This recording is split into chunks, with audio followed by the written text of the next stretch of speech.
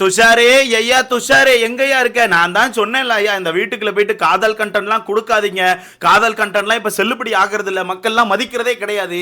அதை பண்ணீங்கன்னா உங்களுக்கு தான் கெட்ட பேர் வரும். உங்களுக்குள்ள என்ன திறமை இருக்கோ அதை கண்டென்ட்டா கொடுங்கன்னு சொன்னா எவன் கேட்கறான்? எங்கிட்ட எல்லாம் திறமையே கிடையாது, நாங்க காதல் மட்டும் தான் பண்ணுவோம், எங்களுக்கு காதல் தான் கண்டென்ட், எங்களுக்கு கழுத்துல முத்தம் வேணும், காதல முத்தம் வேணும், கண்ட இடத்துலலாம் முத்தம் வேணும்னு சொல்லிட்டு காதல் பின்னாடி சுத்தினா பின்ன இப்படித்தான் ஆகும்.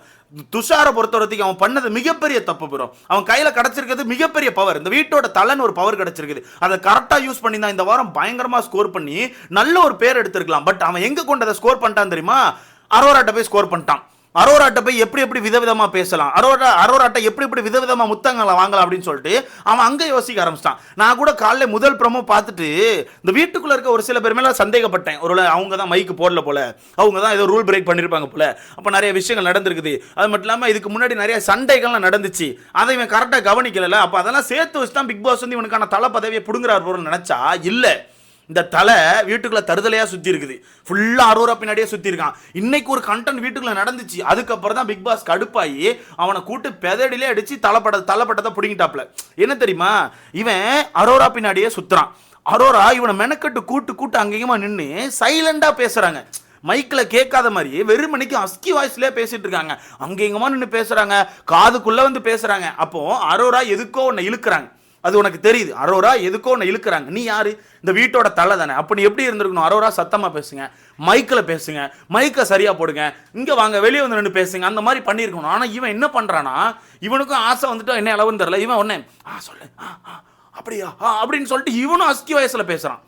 ஃபர்ஸ்ட் அங்க ரெஸ்ட் ரூம்ல நின்று பேசிட்டு இருந்தாங்க. ரெஸ்ட் ரூம்ல அந்த கேமரா எங்க மறைக்கும் அப்படின்ற மாதிரி ஒரு மாதிரி கவனிச்சு முக்கா பிடிச்சி ஒரு மாதிரி நின்று பேசிட்டு இருந்தாங்க. அங்க பேசும்போது பிக் பாஸ் ஒரு வார்னிங் மாதிரி கொடுக்காரு, மைக்க ஒழுங்கா போடுங்க, துஷார் மைக்க போடுங்கன்னு சொல்லிட்டு. துஷார் மைக்கே இல்லாம அங்க நிற்கான். எப்படி மைக்கே இல்லாம அங்க நிற்கான்? அப்போ துஷாருக்கு ஒரு வார்னிங் கொடுக்குறாப்ல. திருப்பி வெளியே வந்து நிற்காங்க. வெளியே வந்து அந்த ஃப்ளவர் சோஃபா இருக்குல்ல, அந்த ஃப்ளவர் பெட், அது பக்கத்துல நின்றுட்டு அங்கேயும் மைக்க லைட்டா பிடிச்சாப்ல பேசிட்டு இருக்காங்க. பேசும்போதும் சவுண்டா பேசல, அதாவது சவுண்டே இல்லாம பேசுறாங்க, வெறுமனைக்கு வாய் மட்டும் தான் அசையுது, அஸ்கி வாய்ஸ்ல பேசிட்டு இருக்காங்க. அப்ப அங்கேயும் எல்லாரும் கவனிக்காங்க, என்ன இவன் ஒரு மாதிரி பேசிட்டு இருக்கான்னு சொல்லிட்டு அங்கேயும் ஒரு மாதிரி கவனிச்சிட்டு இருக்காங்க. பட் இவங்களால அந்த இடத்துல சரியா பேச முடியல, ஏன்னா பெரிய ஹால்ல இவங்க அஸ்கி வாய்ஸ்க்கு வந்து கரெக்டா ஷேர் ஆகல. ஓகே, ரொம்ப நேரம் ட்ரை பண்ணி காதுக்குள்ளலாம் வந்து பேச ட்ரை பண்றாங்க, பட் ஷேர் ஆகலன்னு சொல்லிட்டு பெட்ரூமுக்கு போறாங்க. ஓகேவா, பெட்ரூம் போறாங்க. பெட்ரூம்ல போய் உட்காந்துட்டு மைக்க போட்டிருந்தாலும் ஃபுல் அஸ்கி வாய்ஸ், புரியவே மாட்டுக்கு. அதுல இடையில கையில வேற ஒரு மாதிரி கிரி காமிக்கிறாங்க. இவன் தலை தானே ப்ரோ, அப்ப இவன் இந்த வீட்டுக்குள்ள சத்தமா பேச சொல்லியிருக்கணும். ஆனா இவன் அதை பண்ணல. இவன் என்ன பண்றான்னா, அவங்க பேசுறத கேட்டுட்டு அவன் அந்த கேமராக்கு அதுக்கு ஆப்போசிட்டா ரிப்ளை பண்ணிட்டு இருக்கான். என்னன்னா, இப்ப அவங்க வந்து உனக்கு என் மேல ஆசை இருக்கான்னு கேட்டா இவன் சவுண்டா அதை எப்படி பேசுறான் தெரியுமா? ஓ, அந்த டாஸ்க்கை பத்தி சொல்றீங்களா? ஆமா எனக்கு அந்த டாஸ்க் பிடிச்சிருச்சு, இந்த மாதிரி பேசுறான். எப்படி அந்த விஷயத்துக்கு ஆன்சரும் கொடுக்குறான், ஆனா அந்த கேமராக்கு ரிஜிஸ்டர் ஆகிறது வேற மாதிரி ரிஜிஸ்டர் ஆகணும்னு சொல்லிட்டு சவுண்டா வேற ஒரு டாபிக் எடுத்து பேசுற மாதிரி பேசுறான். அது பக்கவா தெரியுது. அப்ப ரொம்ப நேரம் பிக் பாஸ் அங்கேயே ஃபோக்கஸ் வச்சுட்டு இருக்காரு. ஓகேவா, அங்கேயே ஃபோக்கஸ் வச்சுட்டு இருக்காங்க. இவன் அஸ்கி வாய்ஸ்ல என்னெல்லாமோ பேசுறாங்க. அப்போ அந்த பொண்ணு ஏதோ ஒரு வார்த்தையை விடுறா. எனக்கு நான் ஒரு சில இது கவனிச்சும் போது ஏதோ கேட்டாங்க ப்ரோ, ஆசை இருக்கா அந்த மாதிரிலாம் ஏதோ கேட்ட மாதிரி நமக்கே தெரியுது. ஓகேவா, அப்போ அந்த இடத்துல அவன் வந்து நோ அப்படின்ற மாதிரி ஏதோ சொல்லும்போது அவங்க ஏதோ ஒரு வார்த்தையை யூஸ் பண்றாங்க. வார்த்தையை அளந்து பேசுங்க அப்படின்னு சொல்லிட்டு டக்குன்னு சொல்றான், வார்த்தை அளந்து பேசு அப்படின்ற மாதிரி சொல்றான். ஓகேவா, நான் அப்படி சொல்லல, வார்த்தை அளந்து பேசு அப்படின்னு சொல்றான். உடனே பிக் பாஸ் உள்ள வந்துட்டார். உடனே பிக் பாஸ் உள்ள வந்து சவுண்டா பேசினா தானே வார்த்தை அளந்து பேச முடியும், சத்தமா பேசுங்க, வெளியே கேட்கவே இல்லை அப்படின்னு சொல்லிட்டாரு. சொன்ன பிறகு இவங்க கலைஞ்சு போயிட்டாங்க. அப்போவாச்சும் அவங்களுக்கு பண்ண தப்புன்னு சொல்லி தோணுச்சா? இல்லை, அவங்களுக்கு ஏதாவது ஒன்று இப்போ பண்ணியே ஆகணும். என்ன பண்ணான்னா என்கிட்ட கேட்காதீங்க, அது ஏதோ ஒன்று பண்ணியே ஆகணும். அப்படிதான் சுத்திட்டு இருக்காங்க. முக்கியமா அரோரா. இந்த இடத்துல நான் அரோராக்கு ஒன்று கேட்கணும். இந்த சீசன் 6 டைம்லலாம் அசல் கோலர் வந்து ஒரு மாதிரி இப்படி பண்ணாரு, இப்படி கடிச்சாருன்னு சொன்னதுக்கே பொம்பளை பொறுக்கி அப்படிலாம் சொல்லிட்டு பேர் வச்சிங்கல்ல, இப்போ இவங்களுக்கு ஆம்பளை பொறுக்கின்னு பேர் வைக்கலாமா சொல்லுங்க. எனக்கு நான் கேட்குறேன்ப்பா, வைக்கலாமா? ஒரு மாதிரி அலையிறாங்களா, இதுக்கு வைக்கலாம்னா எனக்கு கமெண்ட்ல போட்டு போங்க, அப்புறம் எனக்கு தெரிஞ்சுக்கணும். இதுக்கு இல்லை வேற என்ன மாதிரி பேர் வைக்கலான்னு சொல்லிட்டு உங்களுக்கு எதாவது தோணுச்சுன்னா கமெண்ட்ல அந்த பேரை போட்டு போங்க, கண்டிப்பாக நான் தெரிஞ்சுக்கணும். அது என்ன ஒரு பையன் பண்ணா மட்டும் பேரை வச்சு பட்டத்தை போட்டு டேகை போட்டு விட்டுறீங்க, இங்கே ஒரு பொண்ணு வாலண்டியராக பிடிச்சி இழுத்து அப்படின்னு பண்ணிட்டு இருக்குது, இப்போ எல்லையை கடந்து போயிட்டு இருக்குது. அப்போ இதுக்கு என்ன பேர் வைக்கலான்னு சொல்லிட்டு மறக்காம கமெண்ட்ல போடுங்க. அப்போ அந்த இடத்துல அரோரா அதை பற்றி கொஞ்சம் கூட யோசிக்கல, அப்படியே சிரிச்சுக்கிட்டே ஐயோ மாட்டிக்கிட்டமே அப்படின்னு. ஆமாம்மா மாட்டிக்கிட்டீங்க, நீங்கள் பண்ணது அப்படியே தரமான வேலை, மாட்டிக்கிட்டீங்கன்னு சொல்லி உங்களுக்கு சிரிப்பு வேறு வருது என்ன. அப்போ அந்த இடத்துல உங்களுக்கு வருத்தமே இல்லை, அப்படியே உட்காந்துருக்காங்க. விக்கல்ஸ் விக்ரம் ஒரு வார்னிங்கை கொடுக்குறாரு, என்னன்னா சரியில்லடா பார்த்துக்கோங்க, 2-3 தடவை பிக் பாஸ்ட்டை வார்னிங் வாங்கிட்டீங்க, ஒழுங்காக இருந்துக்கோங்க, அது சரி கிடையாது டே அப்படின்னு சொல்லிட்டு அவர் வார்னிங் கொடுக்காரு. அப்போவா திருந்துமான்னு பார்த்தீங்கன்னா இல்லை, வாய்ப்பே கிடையாது. அதுக்கப்புறம் தான் பிக் பாஸ் பார்த்தாரு, வாங்க எல்லாம் லிவிங் ஏரியாவுக்கு வாங்க, இதோட முடிச்சு விட்டலான்னு சொல்லி அவர் முடிவு பண்ணிட்டார். ஓகேவா, லிவிங் ஏரியாவுக்கு வாங்கன்னு கூப்பிட்ட பிறகும் அந்த இடத்துக்கு ஒரு 4-5 பேர் மட்டும்தான் அங்கே போயிருக்காங்க. 4-5 பேர், எனக்கு தெரிஞ்சது எல்லாமே டீலக்ஸ் ரூம் நினைக்கிறேன். 4-5 பேர் மட்டும் தான் அங்கே போய் உட்காந்துருக்காங்க. மற்றபடி எல்லாம் இங்கே ஜாலியாக படுத்து கிடக்குது, அந்த ஃப்ளவர் பெட்ல அது இதுன்னு சொல்லி அங்கே எங்கே படுத்து கிடக்குது. முக்கியமாக அன்பு கேங்கு அந்த பக்கம் எஃப்ஜே மல்லாக்க படுத்து கிடக்கா, எந்திக்கவே இல்லை. அவருக்கு அப்படியே தூக்கம் அப்படியே சொக்கு தான், அப்படியே நைட்டு ஏதாவது தீயணைக்க போனியாப்பா கடல்ல, அப்படியே தூக்கம் சொக்கு தான். அவர் மல்லாக்க படுத்து கிடக்காரு. பக்கத்தில் ஆளு அவர் பேர் என்ன, ஆதிரை உட்காந்து ஏதோ ஃபீல் பண்ணி பேசிட்டு இருக்காங்க. அப்புறம் கனியக்கா நடந்து வந்து பக்கத்தில் உட்காராங்க. யாருமே எந்திரிச்சு லிவிங் ஏரியாவுக்கு வரவே இல்லை. அப்போ பிக் பாஸ் என்ன சொத்தையா, உங்களெல்லாம் கூட்டு உள்ளே போட்டுட்டு அவர் ஒரு விஷயத்த சொன்னால் நீங்கள் மதிக்க மாட்டீங்க, அவர் வந்து என்ன பைத்தியக்காரமாக இருக்கும், அந்த வளரிட்டே இருக்கான்னு. அப்போ கடுப்பாயி அங்கே இருக்கவங்க பேரை மென்ஷன் பண்ண ஆரம்பிச்சார். எங்கே அந்த லிவிங் ஏரியாவில் வந்து பிக் பாஸ் மதிச்சு வந்து ஒரு 4-5 பேர் உட்காந்துருக்காங்கல்ல, அவங்க பேரெல்லாம் மென்ஷன் பண்ணி வந்ததுக்கு ரொம்ப நன்றி, என் பேரை நான் கூப்பிட்டோன்னே மதிச்சு வந்ததுக்கு நன்றின்னு சொல்லிட்டாப்ல. அதுக்கப்புறம் தான் எல்லாம் பிச்சு பிடிங்க பார்த்தா அப்படி தான் வந்து உழுது, எல்லாம் எங்கே இருந்தோ வந்து தாவுது. ஓகேவா, கடைசியாக தான் துஷார் வந்து சேர்றாப்புல. வந்து சேர்ந்தோடனே பிக் பாஸ் செய்ய ஆரம்பிச்சிட்டாப்ல. எல்லா சீசனும் அந்தந்த சீசன் வந்து ஏதாவது ஒரு விஷயத்துக்கு வந்து வெளியே ஃபேமஸ் ஆவாங்க. இந்த சீசனை பொறுத்தவரைக்கு டிசிப்ளினே இல்லை, நோ டிசிப்ளின், நீங்கள் அப்படி தான் ஃபேமஸ் ஆகிருக்கீங்கன்னு சொல்லிட்டு செஞ்சுட்டாப்ல. அது மட்டும் இல்லாமல் மைக்கை ஒழுங்காக போட மாட்டேங்கிங்க, ஒரு டாஸ்க்கை ஒழுங்காக பண்ண மாட்டேங்கிங்க, தூங்கிட்டே இருக்கீங்க. இப்படி ஒரு போட்டியாளர் நான் பார்த்ததே இல்லை.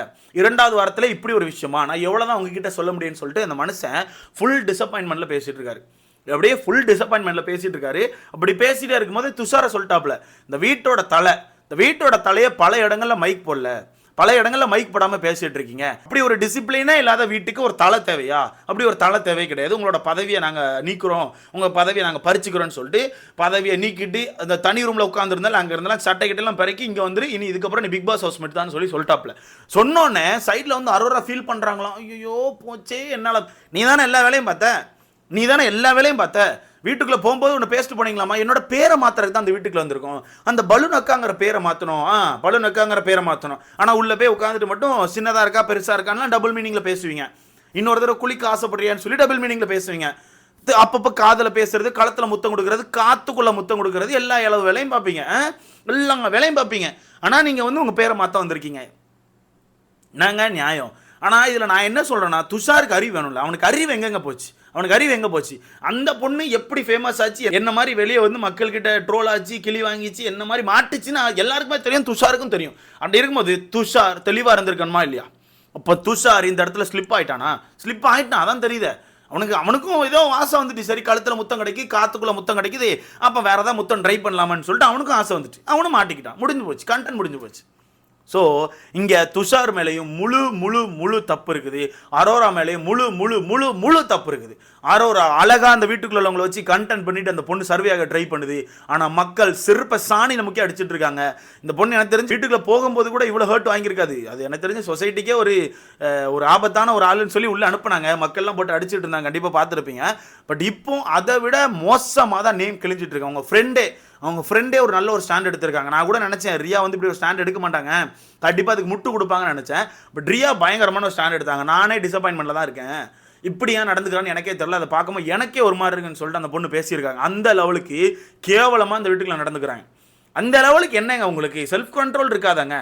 ஓகேங்க, வயசு எல்லாம் ஓகேங்க, எல்லாரும் எல்லாத்தையும் கடந்து தான் உட்காந்துருக்காங்க, எல்லாரும் அந்த இதில் தான் உட்காந்து இருக்கும். செல்ஃப் கண்ட்ரோல் இருக்காதா? ஒரு இடத்துல போய் உட்காந்துருக்கீங்க, அது ஒரு ஷோ, உங்களை சுற்றி கேமரா இருக்குது, 24x7 பார்த்துட்டு இருப்பாங்க. 24x7 அந்த மைக்ரோ கேமரா உங்களை காது கொடுத்து கேட்டுட்டு இருக்கோம், தெரியாதான்னு கேட்குறேன். அப்போ வாண்டடாக தானே பண்ணுறீங்க, உங்களுக்கு எங்கே இருந்தாலும் பரவாயில்ல, உங்களோட தேவைகள் பூர்த்தி அடையும், அந்த மாதிரி பண்ணுறீங்களா? கேவலமான வேலையை பண்ணுறீங்க, கேவலமான வேலை. இதில் துஷார் பண்ணது ரொம்ப கேவலமான வேலை. அவன் ஒழுங்காக மூடிக்கிட்டு அவனோட தலை பதவியை மட்டும் யூஸ் பண்ணியிருக்கணும். இப்போ தேவையில்லாமல் மாட்டிக்கிட்டானா, முடிச்சு விட்டாங்களா? இது எவ்வளோ பெரிய கெட்ட பேர் தெரியுமா? இவன் தலை பதவியை ஒழுங்காக யூஸ் பண்ணலங்கிறது வேற, ஆனால் பிக் பாஸே இறங்கி வந்து புடுங்கிறதுங்கிறது வேற. இப்போ புரியுதா? இப்போ ஒருவேளை சாட்டர்டே சண்டே எபிசோடில் சேதனை கேட்கும்போது தலை பதவியை கரெக்டாக யூஸ் பண்ணலன்னு சொன்னாங்கன்னா அது வேற டாபிக். ஆனால் இப்போ பிக் பாஸே இறங்கி வந்து தலை பதவியை கொடுத்துரு ஓடிற அந்த பக்கங்கார் தெரியுமா, அது ரொம்ப அவனுக்கு அவமானம். அவன் கரெக்டாக பார்க்கணும்னா எனக்கு இன்னும் தெரில, அழுதுட்டு இருந்த மாதிரி இந்த ட்ரெஸ்ஸிங் ரூம்குள்ளே போயிட்டு பார்க்கலாம். இவங்களெல்லாம் கம்பேர் பண்ணும்போது ஒரு சில இடங்களில் இந்த அரோரா, இந்த ஆதிரை, எஃப்ஜே, இந்த துஷார், இவங்களெல்லாம் கம்பேர் பண்ணும்போது தண்ணி பழம் எவ்வளவோ பரவாயில்லன்னு எனக்கு தோணுது ப்ரோ. ஆனா தண்ணி பழத்தை எனக்கு ஒரு விஷயத்துல பிடிக்கல. சும்மா அந்த பொண்ணு பக்கத்துல போய் உட்காந்துட்டு மணக்குதுன்னு சொல்ற விஷயம் எனக்கு சுத்தமா பிடிக்கல. இன்னைக்கு கூட பண்ணாப்புல முடி மணக்குது, உடம்பு பூரா மணக்குது அப்படிங்கிறது ரொம்ப தப்பு. அதை எனக்கு தெரிஞ்சு சேதனை அட்ரஸ் பண்ணி திட்டுவார்னு நினைக்கிறேன். ஏன்னா அது அவருக்கு ஒரு நல்ல பேர் இப்போ மாறிட்டு இருக்குப்பா வீட்டுக்குள்ள, ஓகேவா? அது அவர் தான் திருத்திக்கணும். அதுக்கு சேதனை ஒரு வழி வைப்பார் நான் நினைக்கிறேன். பார்க்கலாம், அவர் மாற்றிக்கிறது நல்லது. ஸோ இதை பற்றி உங்களுக்கான கருத்து என்ன அப்படிங்கிறத மறக்காம கமெண்ட்ல போடுங்க. ரொம்ப ரொம்ப ரொம்ப ரொம்ப ஒஸ்ட். எனக்கு தெரிஞ்சு அரோராலாம் திருந்த மாட்டாங்க. அவங்கள நீங்கள் வெளியெடுக்கிறது ரொம்ப நல்லது மக்களே. வெளியெடுத்தீங்கன்னா இந்த ஷோ நம்ம உருப்படியாக பார்க்கலாம், இல்லைன்னா பார்க்க முடியாது. இதை பற்றி உங்களுக்கான கருத்தை மறக்காம கமெண்ட்ல போடுங்க. அடுத்த பார்க்கலாம்.